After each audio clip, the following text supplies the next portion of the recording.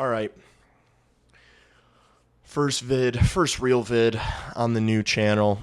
It's got to be about Anton Frondell. This has been weighing on me all summer as I've been building this this setup here. I've been wanting to make this video for a minute. I've had the thumbnail made for like over a month, so I've been thinking about this a lot. It's been weighing on my heart quite heavily. The subject matter of this video, as you can tell from the title and thumbnail, is Anton Frondell and where he should be playing next year. And I don't want to say that I think he should play in North America. I'm saying that I think he has to play in North America for a plethora of reasons.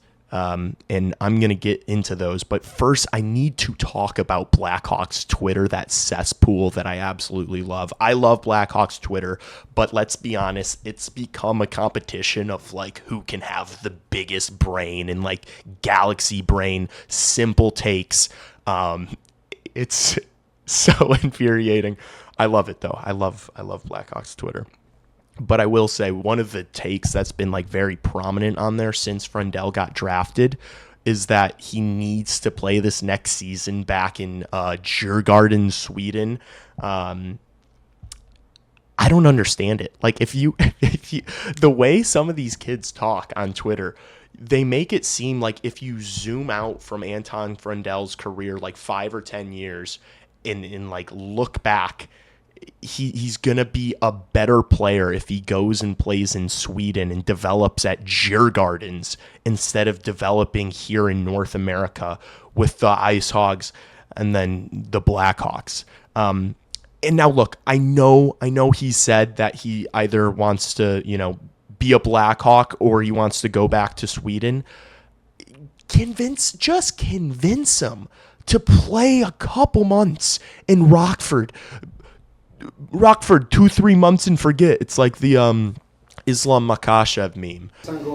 If you want your son high-level wrestling, send him 2-3 years Dagestan and forget.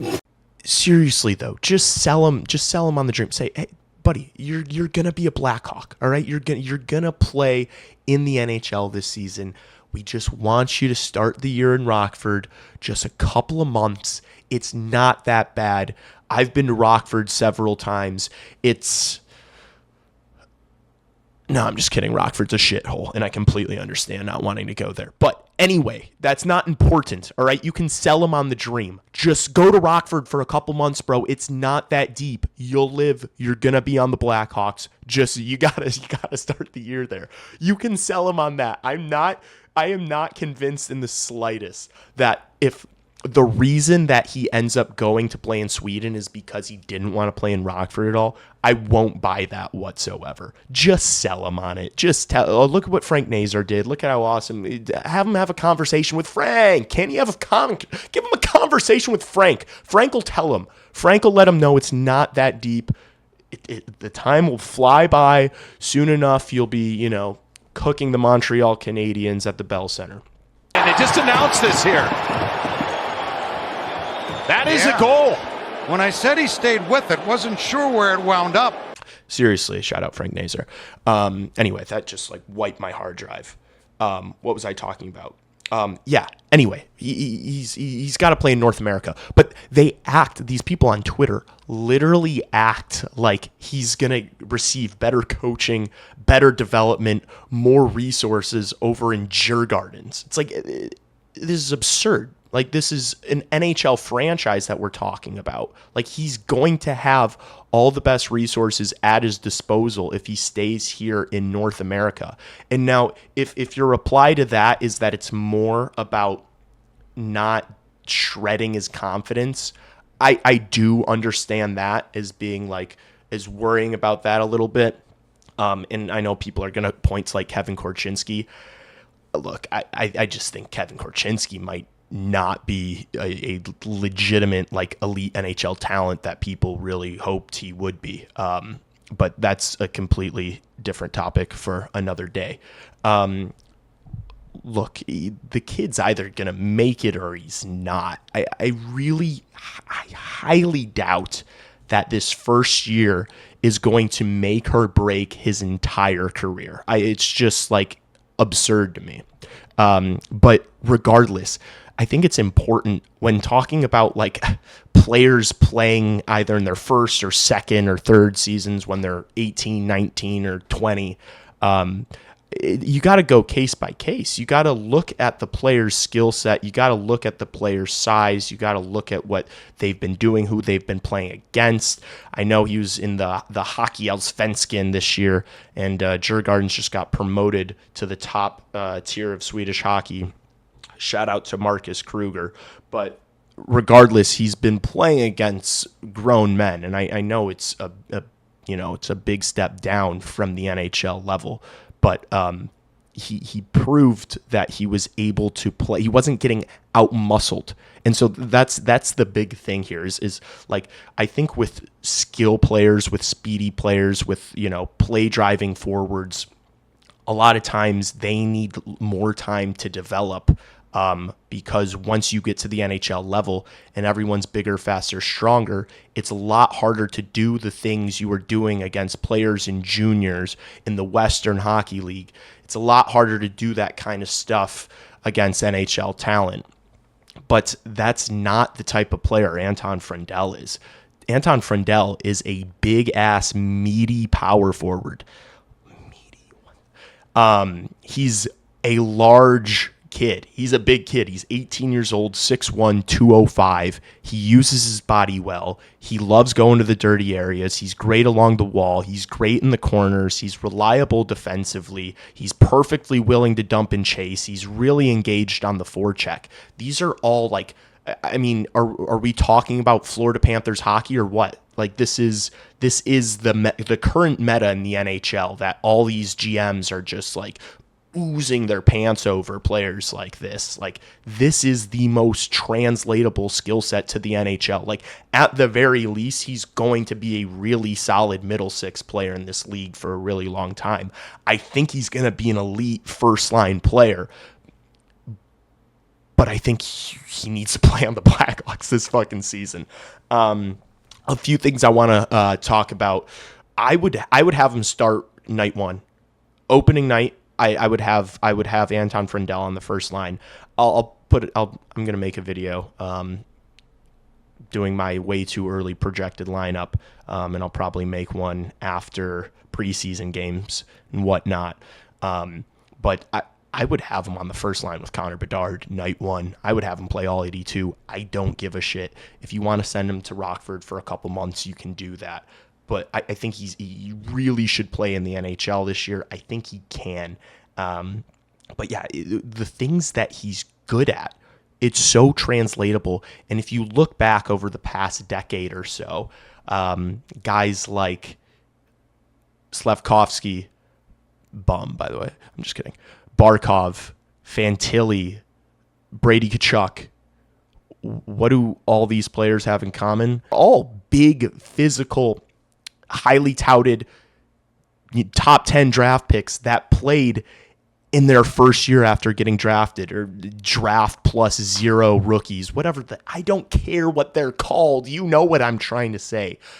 I think those 4 players that I just brought up are pretty good comparables for Anton Frondell. I don't know which of them, if you go like Slafkovsky, Fantilli, Barkov, like where he's gonna, who he's gonna be comparable to there. But they were all able to do it. And so if they can do it, I think Anton Frondell should definitely be doing that. And this brings me to my next point. If the Blackhawks are gonna like win Stanley Cups in the future with this core, Anton Frondell is obviously gonna be a massive piece of that. So just get him in the trenches with his brothers as soon as possible. Get him the whole Blackhawks fans, Earth to Blackhawks fans. I don't know if I'm breaking news right now. The team's going to be pretty ass this year. All right. It's not just, it won't just be Anton Frondell struggling. All right. Once we're halfway through the season, you think we're going to be seeing like Lafferty, Foligno, Mikheyev, Burakovsky, like you think we're going to be seeing those guys, Jason Dickinson, you think that's going to be the entire lineup halfway through the season? No. If you fast forward halfway through the year, the average age on this Blackhawks team is going to be like 22 years old. So like let them struggle together. Let them struggle together. It might surprise us how quick it's able to turn around. Like if you go back to those 06, 07 teams, like once all those young players started getting like slotted into the lineup, that thing turned around pretty quick. Like this might not be like a half a decade process, but like I would rather as many of them as possible be playing together for as long as possible. Build that chemistry. You can't convince me that that is a negative thing. And so I know that like struggling in your first year can weigh on you a little bit mentally. I mean, like go down the list. Like how many guys like Jack Hughes, Connor Bedard, like how many guys struggled their first year? Yeah, it probably wasn't the best thing for their mental.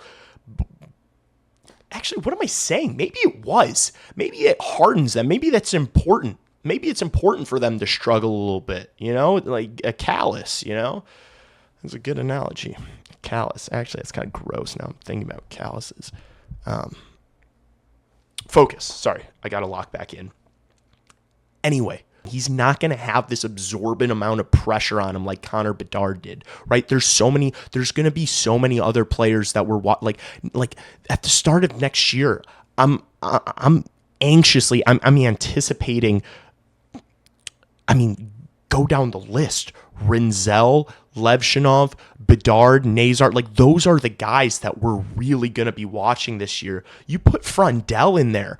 He's maybe like the third guy on the depth chart that I'm like really like having expectations for, like not, maybe lower than that. Like I need to see Artem Levshinov make some, improvement. We all want to see Connor Bedard take a step. We all know and think and desire Frank Nazar to take a step.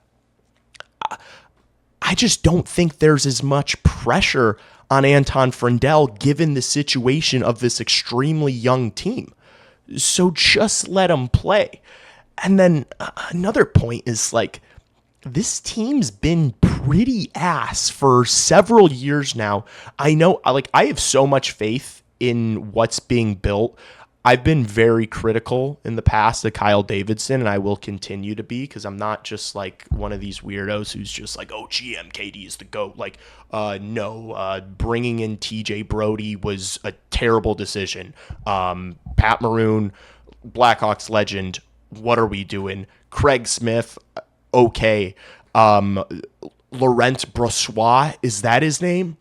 I say that jokingly, but I don't even know if that guy exists. Like, these were moves that were made last summer by Kyle Davidson. I'm not the biggest Kyle Davidson stan, but I do believe in what he's building. But like, he's gotten heat from the fan base. Like, you can't just continue to be shit year after year. Like, obviously, we got to start seeing improvement.